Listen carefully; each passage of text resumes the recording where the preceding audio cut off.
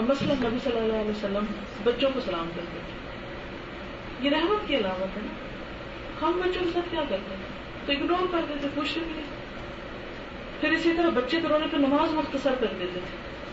فرمایا میں کبھی نماز میں کھڑا ہوتا ہوں، میری خواہش ہوتی ہے کہ میں لمبی قرات کروں، اتنے میں مجھے کسی بچے کے رونے کی آواز سنائی دیتی ہے، میں نماز مختصر کر دیتا ہوں کہ اس کی ماں کو پریشانی نہ ہو.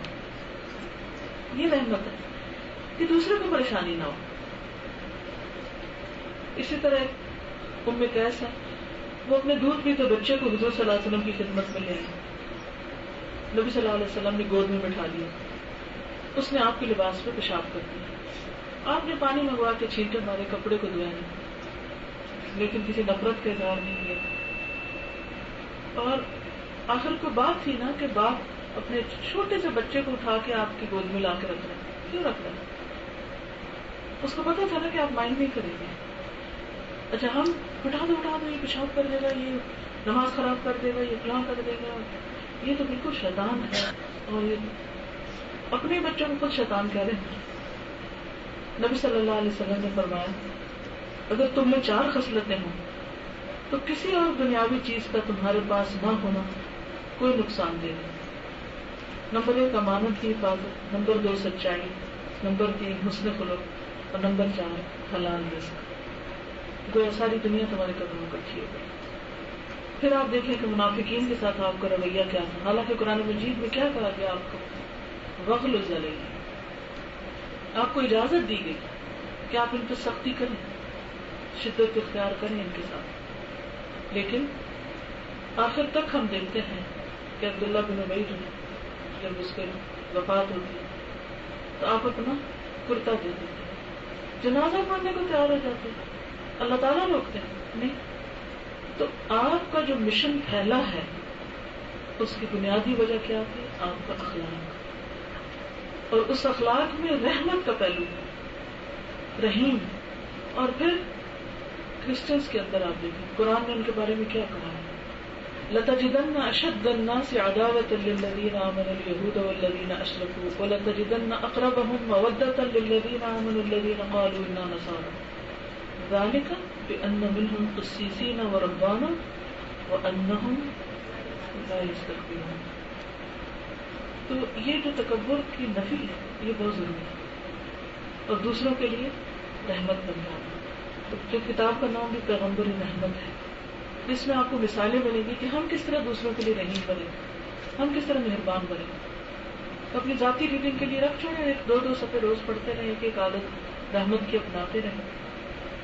تو الراحمون یرحمہم الرحمن، رحم کرنے والے رحمان ان پہ رحم کرتے ہیں. قرآن مجید کا آغاز آپ دیکھیں بسم اللہ الرحمن الرحیم، رحمان کے ساتھ. الحمد للہ رب العالمین الرحمن الرحیم، اسی صفت کی تکرار ہے. تو رحمت بڑی ضروری ہے. ٹھیک ہے. تو نبی صلی اللہ علیہ وسلم کا جو اسوہ آپ نے یا نمونہ بہترین آپ نے اختیار کرنا ہے وہ کیا کرنا ہے؟ دوسروں کے لیے مہربان بننا ہے. تو انشاءاللہ کرو مہربانی تم اہل زمین، خدا مہربان ہو. تو اللہ تعالیٰ نے عمل کی توفیق دی. یہاں ایک بات یہ یاد رکھیے کہ جو لوگ ظالم ہوتے ہیں یا سنگ دل ہوتے ہیں، تنگ کرتے ہیں یا کسی بھی طرح ہمیں نقصان دیتے ہیں، اس کا یہ مطلب نہیں ہمیں کھلے چھوڑ دیں جو مرضی کرتے تھے. ان پہ مہربانی کیا ہے؟ انصر اخاک ظالما او مظلوما، جب وہ ظلم کریں تو ان کو ظلم سے روکے. اچھا ہم کیا کرتے ہیں؟ اسی وقت روکنے لگتے ہیں اور بعد میں بھول جاتے ہیں کہ کدھر گئے. ان کو بھی اچھی نصیحت کریں، ان کی مدد کریں، روٹ کاز جانیں، اس وجہ کو دور کرنے کی کوشش کریں. اگر وہ باز نہ آئے تو پھر آپ اپنا راستہ لیں اور خاموشی سے کام کریں، چاہے گھر میں ہو، چاہے باہر ہو، چاہے کہیں. اب آپ نے کچھ کہنا چاہتے ہیں، آپ کے ذہن میں کوئی بات ہو، کوئی سوچا ہو آپ نے کہ جب ہم ملیں گے تو یہ بات کہیں گے، یا کوئی بھی چیز، موسٹ ویلکم. چھٹیوں پہ کراچی جانے کا اتفاق ہوا، وہاں آپ کے مدرسے الوداع کے حوالے سے یہاں بھی میں نے پڑھائی کیا ہے، کراچی میں بھی میں نے اپنی والدہ کو اور بہنوں کو کہا تو بہت زیادہ خوشی لابی ہے اس کی وجہ سے یہ ہے سب چلتا ہے، تو اس کے لیے میں وہاں پہ جواب نہیں دے سکتی، میں کیا جواب دوں؟ ٹھیک ہے، آپ مجھے جانتے نہیں، آپ کیا جواب دیں؟ اس کے لیے میں کیا کہوں لوگوں سے، کیا جواب دوں؟ انہیں کہیں کہ آپ خود پڑھ کے سن کے دیکھیں کہ کیا کہتی ہیں. یعنی ان کی آپ کیسٹ سن لیں، آن لائن جا کے سن لیں، لیکن ان کا مدرسہ جوائن کر دیں. میرے دل میں تھا کہ جب بھی آپ سے ملاقات ہوگی تشریف رکھیے. ایسا ہے کہ انہوں نے کہا کہ لوگ کہتے ہیں کہ یہودیوں کی لابی ہے، پتہ نہیں کیا کہتے ہیں. اب سوچیے کہ مجھے یہ سمجھ نہیں آتی کہ آخر وہ ہمارے دین کی خدمت کیوں کریں گے، اور وہ ہمارے لوگوں کو کیوں اسپانسر کریں گے کہ وہ ہماری مدد کریں کہ ہم دین پھیلائیں اور لوگوں کی زندگیوں میں ایک اچھا چینج لائیں. یہ تو نہیں ہو سکتا. تو اس صورت میں ان کے لیے دعا کریں کہ اللہ ان کی غلط فہمی دور کر دے، اچھا سلوک کریں. حاسد کی اثر سے نپٹنے کا طریقہ یہ ہے کہ اس سے اچھا سلوک کریں، سلام میں پہل کریں، کچھ دے دلا دیں. اس کو توجہ چاہیے آپ کی، آپ اس کو توجہ دے دیں.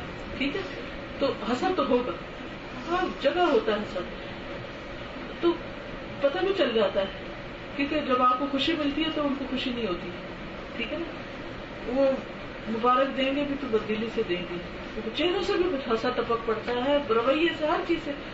اور بعض اوقات بالکل قریبی اگر بہن بھائیوں میں حسد ہو سکتا ہے، جو یوسف کے بھائیوں کو تھا، تو کتنا سخت اور پیغمبر کی اولاد. باقی بھی کون بچا کہ کوئی کہے کہ نہیں فلاں ریلیجس گھرانہ مذہبی ہے تو ان میں نہیں ہوگا. ہوتا ہے، ہر جگہ ہوتا ہے.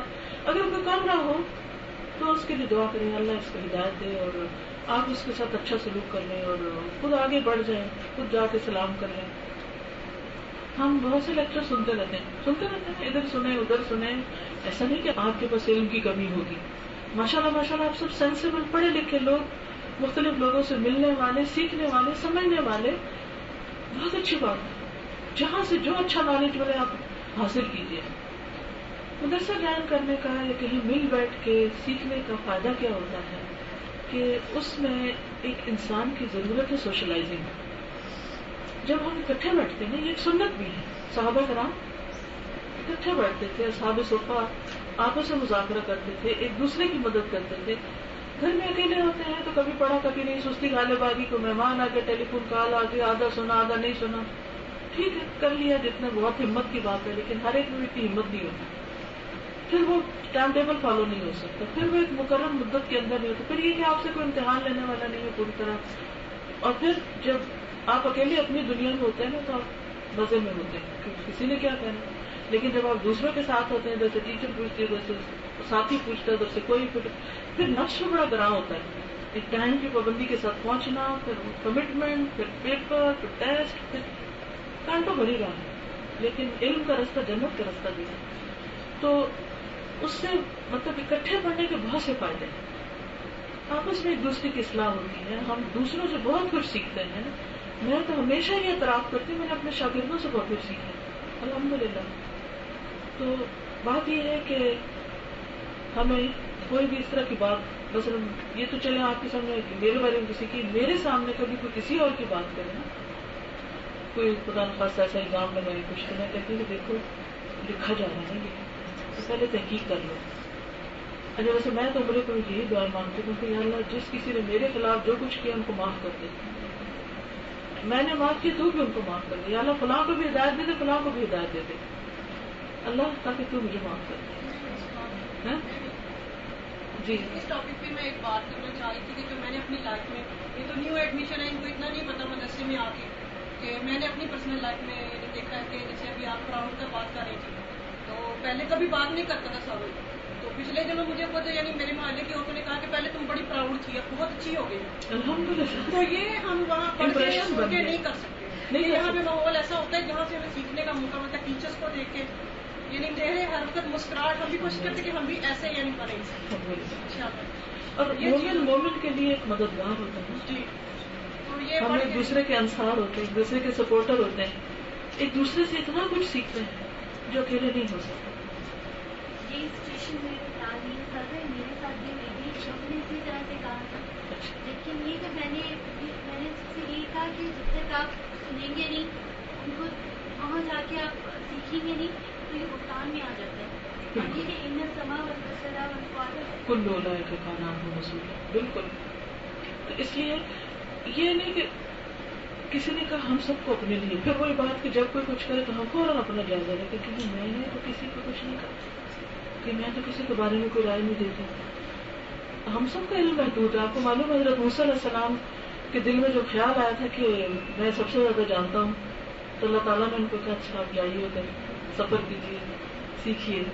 حالانکہ اللہ تعالیٰ کے محبوب پیغمبر ہے موسیٰ علیہ السلام، لیکن اللہ تعالیٰ اپنے پیغمبروں میں ایک چھوٹی سی چیز دی، یعنی کہ جو بہت ہی اعلیٰ درجے پر ہوتے ہیں، تو ان کو خضر علیہ السلام کے پاس بھیجا. بعض اوقات ایسا ہوتا ہے شیطان کا وسوسہ کہ کوئی ایک چیز میں ہم ماہر ہو جاتے ہیں، یہ ہمیں آ جاتی ہے نا، یہ ترجمہ ہی آ گیا مسئلہ، یہ 4 لفظ تفسیر کے سیکھے، تو شیطان خیال ڈالنے لگتے ہیں یہ تو فلانے کو تو پتہ ہی کچھ نہیں. اب جیسے حرم جاتے ہیں تو لوگوں کو نہیں سمجھ آتی، تو وہ کہتے ہیں بھائی بیچارے ان کو تو سمجھ ہی کچھ نہیں.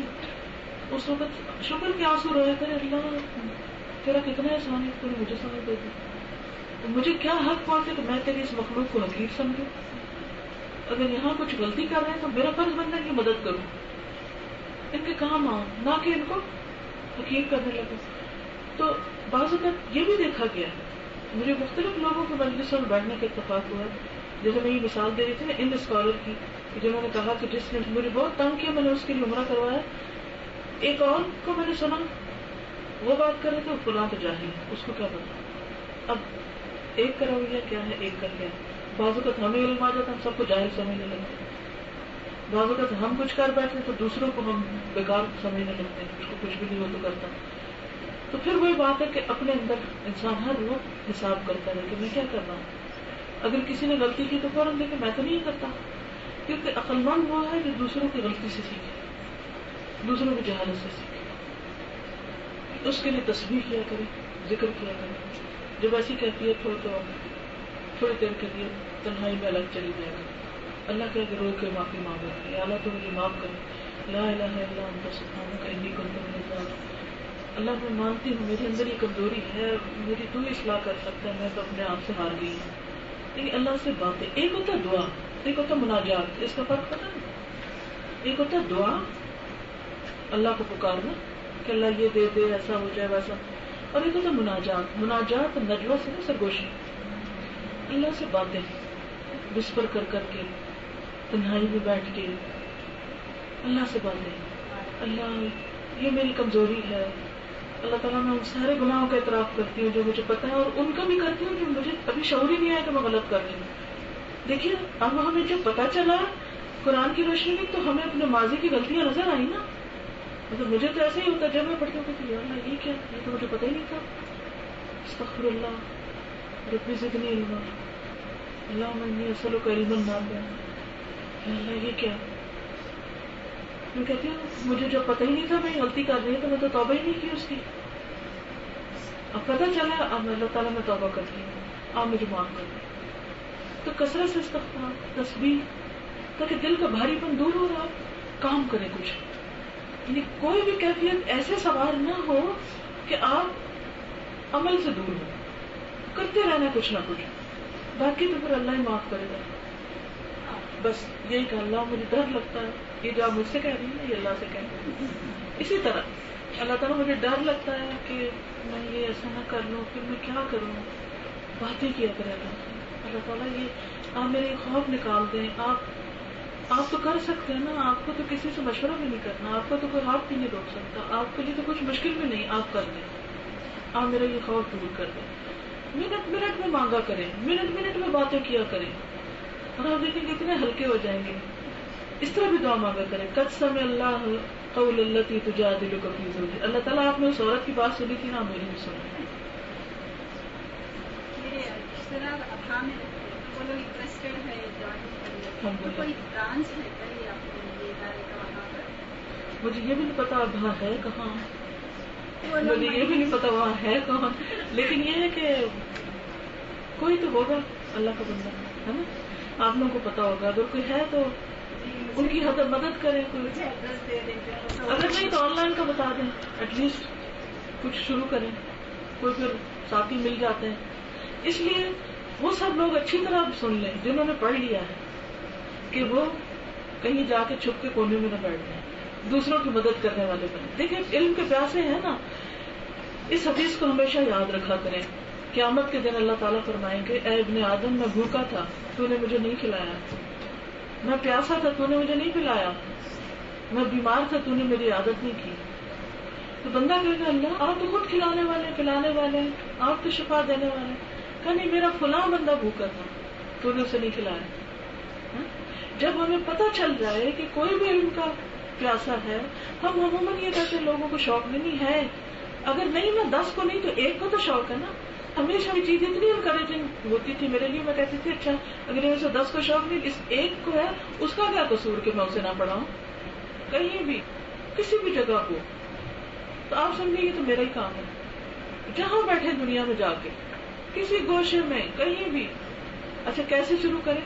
ابھی میں مدینہ میں تھی تو ماشاءاللہ 4-5 وہاں اسٹوڈینٹس ملنے کے لیے, مجھے نہیں پتا تھا وہاں بھی کوئی رہتا. کسی ایک کو پتا چلا, اس نے اوروں کو کال کر دیا, وہ سارے آگے ملنے کے لیے. تو اتنا اچھا لگا. تو اب انہوں نے مجھ سے پوچھا کہ ہم کس طرح بتائیں لوگوں کو. میں نے کہا آپ تو مسجد آتے ہیں, آپ ہر ایک سے پوچھا کریں آپ کو قرآن آتا ہے, آپ کو مدد چاہیے میری, میں آپ کو کچھ سکھا سکتی ہوں. کون کہے گا نہیں نہیں مجھے نہیں سیکھنا, 10 کہیں گے نہیں سیکھنا, 11واں کہے گا ہاں سکھا دیں. اچھا میں آ نہیں سکتی, اچھا میں فون میں پڑھا دیتی ہوں, اچھا میں یہ کر دیتی ہوں. اچھا وہ خدمت کرنے والے بنے, اور اس سے اللہ آپ کے کاموں میں بھی برکت دے گا, ہر چیز میں برکت دے گا. یہ کتاب مبارک ہے, جو اس کے ساتھ لگ جاتا ہے اس کو برکتوں سے محروم رہتا ہی نہیں. تو اس لیے ہر سیکھنے والا چاہے قطرہ قطرہ دے مگر کسی نہ کسی کو ضرورت دے.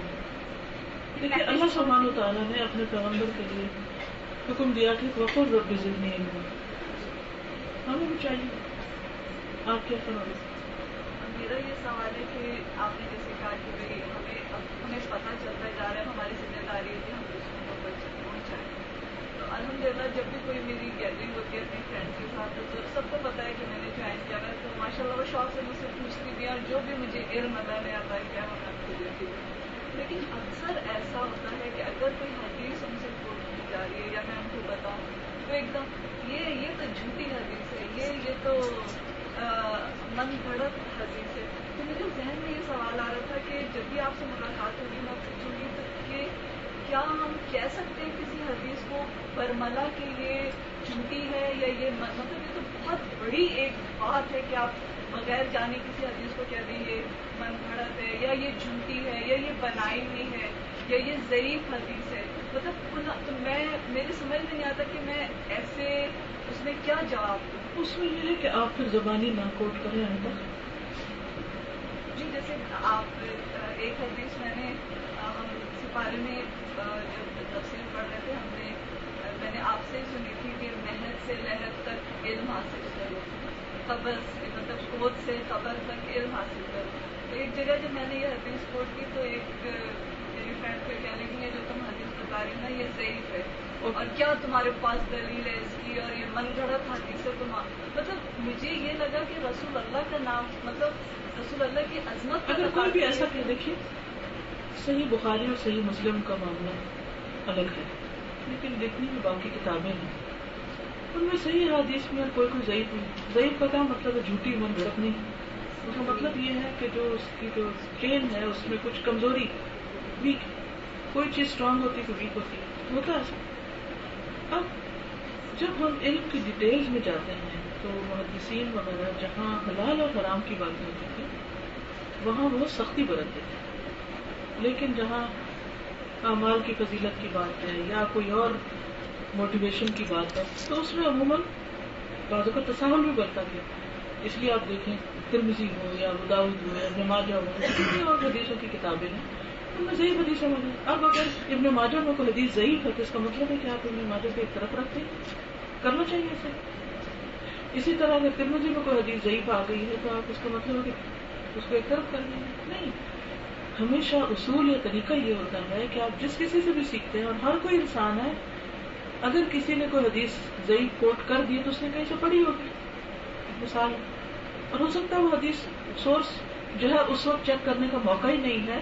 اگر آپ کو آج پتہ چل گیا کہ یہ ضعیف ہے تو آئندہ سے آپ اس کو چھوڑ دیں, لیکن اس کا یہ مطلب نہیں کہ ایک حدیث اگر ضعیف ہوگی تو ساری چیز کو آپ بدنام کر کے رکھ دیں. اس طرح تو آپ کہیں بھی نہیں کھڑے ہو سکتے. ٹھیک ہے. اب آپ دیکھیے کہ اگر اس کو حدیث کے طور پر نہ بھی لیا جائے تو یہ جو بات ہے کہ انسان کب سے سیکھے، میں سمجھتی ہوں کہ ماں کے پیٹ سے سیکھنا چاہیے.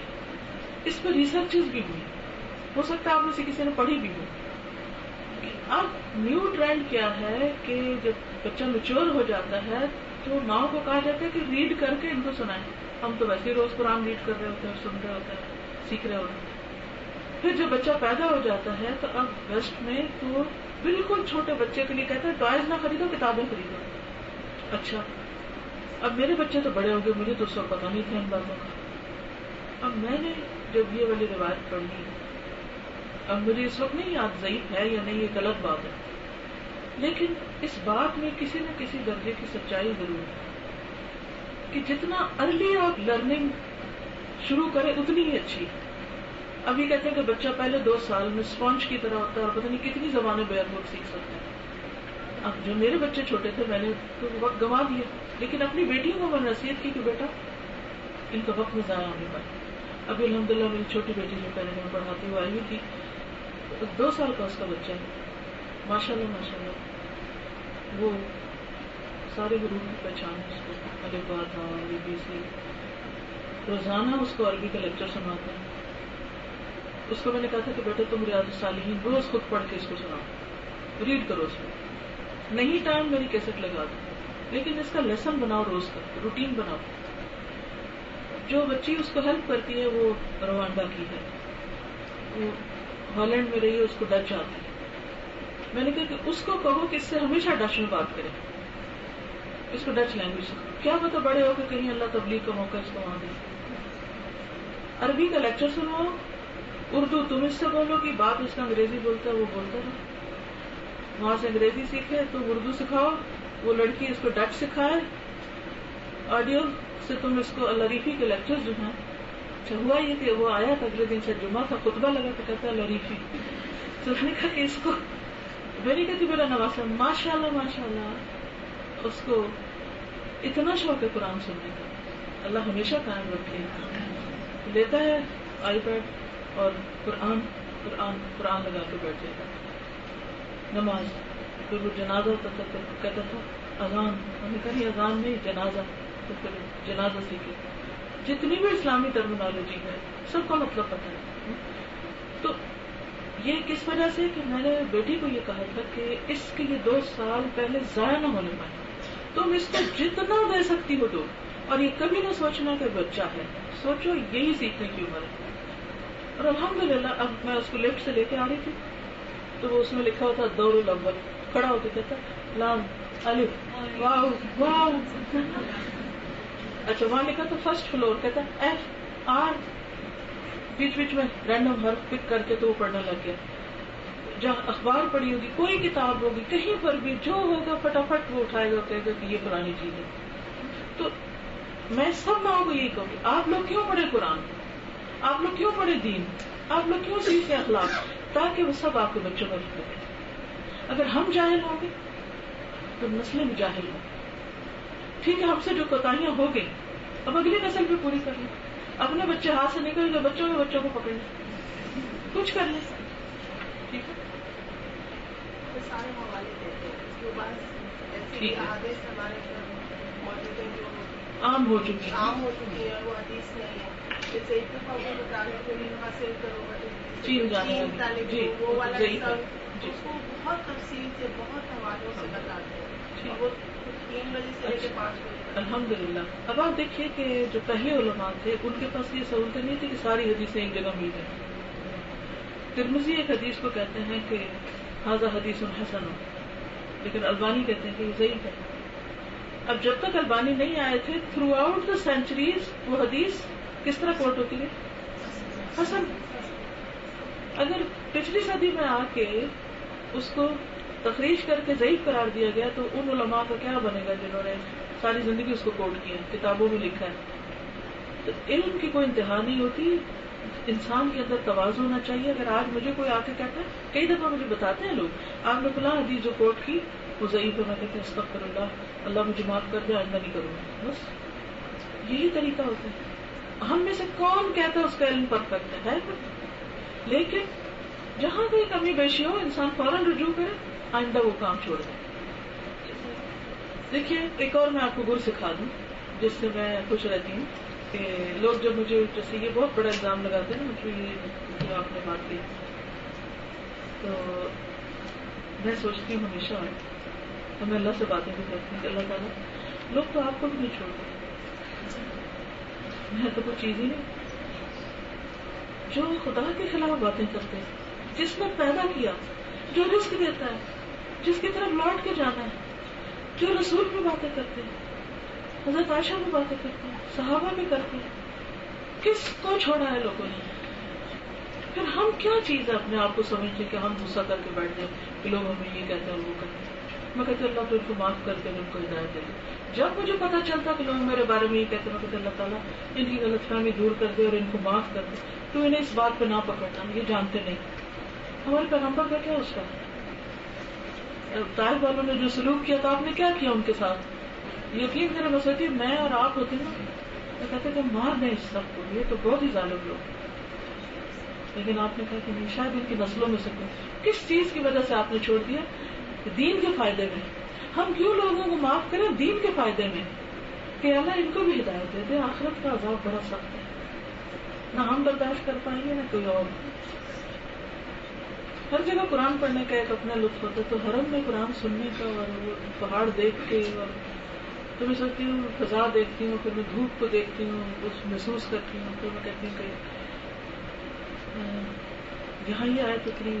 پھر وہ آج میں صبح طواف کری تھی تو کعبے کے سائے میں جب میں گزری نا, میں کہتا ہوں ایک حدیث میں آتا ہے کہ حضور کعبے کے سائے میں تھے, اچھا ایسا سایہ ہوتا ہوگا, یوں فیلنگ ہوتی ہوگی. ایسے چھوٹی چھوٹی باتوں کے لیے میں سوچتی اچھا یہاں ہی آئے تو اتنی. کل پرسوں ایک آیت پڑھی جا رہی تھی فانتظر انہم منتظرون, کہ انتظار کرو کہ ہوتا ہے کیا, یہ بھی انتظار کرو. کیا ہوا؟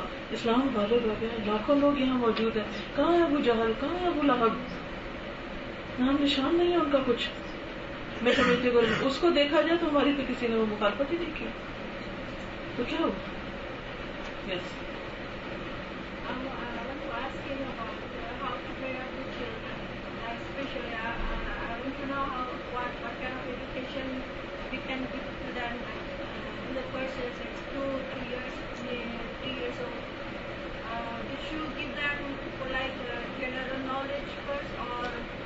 Islamic knowledge which school background school you can give it to them. Both, side by side. Both. When you teach them Arabic, teach them English. Teach them other language if you know. So for example, your mother tongue or any. Children has capacity, they can learn more and more as much as you give them. And then keep reading yourself. Try to understand the child and never underestimate. Every child is different. Everyone has his own way to learn different things. So give full attention and individual attention to every child. Send them among children. Some people don't send their children to schools. I'm against that. Some people prefer homeschooling. Okay, you can homeschool in the afternoon. Send them to some school and try to let them live among people and let them understand other people, other communities, and then how to deal with different people. If someone fights with you, how to fight back or defend yourself. When you isolate children and you keep them always under your wings, this is not tarbiyat. Sahabiyat used to send them, make them do things. Sometimes we do everything ourselves. Okay, don't pick this, don't touch this, don't do this, no, this is down, this is down. No. Let them do as long as it's not dangerous for them. So, I don't remember the name of books in English at present, but you are the role model for them. They will do what you will do. And when they scream, try and speak them with humbleness. Don't tell them don't scream. No. You should try to understand what makes him do this. Why is he doing this? Go to the root cause. And see. Another thing is that make them listen to Quran, make them do zikr. Do not fulfill all their requirements. Keep them hungry for some time. Keep them thirsty, because when we love them, we feed them all the time. We don't want them to go outside in the sun because it will harm them. No, let them go. Because this way they will be brought up in a different way. If they cry, let them cry for some time. And then when they are calmed down and they are able to understand, then talk to them. Why did you do this? Read them, read upon them. Rasulullah sallallahu alaihi wasallam used to read, "Uzuka bi kalimatillahi tammati min sharri kulli shaytanin wa hammatin wa ainin la'natin." And one thing always remember, that shaitan is after our children. Because in Surah Bani Israel, it says, لَأَحْتَنِكَنَّ ذُرِّيَّتَهُمْ. So, he's after our zuriyah. And read always that dua of Sulaiman alayhi salam. رَبِّ أَوْزِعْنِي أَنْ أَشْكُرَ نِعْمَتَكَ الَّتِي أَنْعَمْتَ عَلَيَّ وَعَلَى وَالِدَيَّ وَأَنْ أَعْمَلَ صَالِحًا تَرْضَاهُ وَأَصْلِحْ لِي فِي ذُرِّيَّتِي. And zuriyah is not only your children, your awlad, all your generations. أَصْلِحْ لِي فِي ذُرِّيَّتِي. They should trust you more than anybody else. If it is not a joint family, they will go outside, they will learn different things from different children, they will come back and tell you. Then it's you who has to listen and brainwash them. That this is wrong, this is right. You have to give them time. There is no alternative. No alternative. You learn yourself and teach them. And whatever you teach them, show them in your amal. قرآن کے مطابق قرآن جتنا زیادہ ہم سنیں گے تو اتنا زیادہ ہماری اولاد کے اوپر ہوگا. تو پہلے میری دو بیٹی ہیں جو دو بچیاں ان کی تو مجھے نہیں تھا قرآن کا. الحمدللہ جب قرآن سے تعلق ہوا تو میں نے پھر جو الحمدللہ زیادہ تر قرآن کو ہی سنا تھا. تو وہ جب میں اب اپنے بیٹے میں محسوس کرتی ہوں وہ چیز کہ جب میں نے وہ چیز وہ تب سنی تھی تو اب وہ اس سے بھی زیادہ جلتے. ابھی وہ ماشاء اللہ 1.5 سال کا بھی نہیں ہوا. اور وہ بولنے لگتے ہیں نا ابھی. جی وہی نا وہ نا کیا کہتے ہیں ابھی 1.5 سال کا بھی نہیں ہوا ماشاء اللہ. جب وہ سویا ہوا یوز کیا آتا ہے تو ماشاء اللہ الحمدللہ میں کر دی نا وہ لائیو قرآن پاک سارا دن نا ٹی وی پر چلتا رہتا ہے تو مکہ وغیرہ کو دیکھتا رہتا ہے. تو وہ الحمدللہ وہ اللہ کا نام اس سے سن کے نا بس اللہ آگے اکبر نہیں کہنا جائے, اللہ کا اللہ تو بس کرتا رہتا کہ اللہ اکبر ہو رہی ہے تو سب لوگ چپ کر دو کہ میں سن رہا ہوں مجھے اس چیز کو سننے دو. بالکل. پھر مجھے یہ ہوتا ہے کہ کیوں اس وقت میں جو پھر وہ ان بچوں میں وہ دعا کیا کریں ان کے لیے. ایک اور چیز ہے کہ پتہ نہیں یہاں لیکن مدینہ میں نے دیکھا تھا ہوٹل میں, مدینہ کا جو چینل ہے اس میں حدیثیں آتی ہیں اتنی خوبصورت, اتنا اچھا لگا مجھے. ایسے میں نے لگایا تو میری اپنی ریویژن ہوئی بہت ساری چیزوں کی, کیونکہ بھول جاتا ہے انسان, ایک چیز پڑھی ہوتی ہے پھر ذہن سے اتر جاتی ہے تو پھر علم یقین ہو جاتا ہے اس کو دوبارہ سنتے. تو بچے کو صرف قرآن میں وہ بھی لگا کے دیا کرے, ایک ٹائم فکس کر لیں اب عصر کے بعد یہ لگانا ہے, صبح میں یہ لگانا ہے, دوپہر کے یہ لگانا ہے, ڈفرینٹ چیزیں, تاکہ وہ تھک بھی نہ جائے ایک چیز سے اور بہت ساری چیزیں سیکھیں. اب ہوتا یہ کہ جب وہ سنتے رہتے ہیں تھوڑا سا بڑا ہوگا نا آپ دیکھیں کہ وہ آیتیں بولنا شروع کرتے ہیں. ہماری ایک اسٹوڈنٹ تھی تو انہوں نے بتایا ان کی بھانجی ہے کیا کلاس میں انہوں نے واقعہ سنایا تو اس کی مدر بھی نا پریگنینسی میں سورۃ البقرہ بہت سنتی, اور جب بچی تھوڑی سی بڑی ہوئی تو یہ پڑھ رہی تھی تو انہوں نے یعلمون کو تعلمون کہا تو بچی نے کریکٹ کیا تو ان کو کہ تمہیں کیسے پتا, کہتے قاری صاحب ایسے پڑھتے ہیں. جب انہوں نے چیک کیا تو واقعی بچی ٹھیک تھی, چھوٹی سی بچی پوری سورۃ بقرہ یاد ہوگی صرف سن کے. اس لیے بچوں کی بچپن کو نہ ضائع ہونے دیں, ان کو اس وقت نہ اگنور کریں. Make a schedule, make a program. میرا سوال یہ ہے کہ میں نے اکثر درس والوں سے سنا ہے کہ دعا جب تک عربی میں نہ مانگو اس کا فائدہ نہیں. اللہ تعالیٰ کو تو کسی بھی زبان میں پکار سکتے ہیں, خاص طور پر سجدے کی حالت میں. اب وہ نماز کا حصہ نا, تو نماز عربی میں ہے تو اس لیے وہ دعا تو ہم اردو میں نہیں مانگ سکتے, اس وقت وہی مانگنے تو بہتر ہے. آپ اپنے شاگردوں کو کہاں دیکھنا چاہتے ہیں جنت؟ اس دنیا میں آپ سچ پوچھیں تو جب مجھے پتہ چلتا ہے کہ فلاں میرا شاگرد کوئی کچھ کر رہا ہے تو میں کہتی ہوں اللہ اسے استقامت دینا، اسے نظر بد سے بچانا اور اس کو اس رستے پہ جما کے رکھنا. لیکن میں نے کبھی سوچا نہیں اس کو، دنیا کے حساب سے میں نہیں سوچا، لیکن آخرت کے حساب سے میں ضرور سوچتی ہوں. میں ابھی بھی جو دعائیں مانگ رہی تھی رمضان میں تو کہتی ہے اللہ پاک جن بچوں نے بھی قرآن پڑھا ہے اگر ان میں سے کوئی ذرا بھی بھٹکی ہے، پھسلی ہے، پیچھے پلٹی ہے، اللہ اس کو واپس لے. کیونکہ ہم انسان ہیں نا، ہم سب بھولتے ہیں.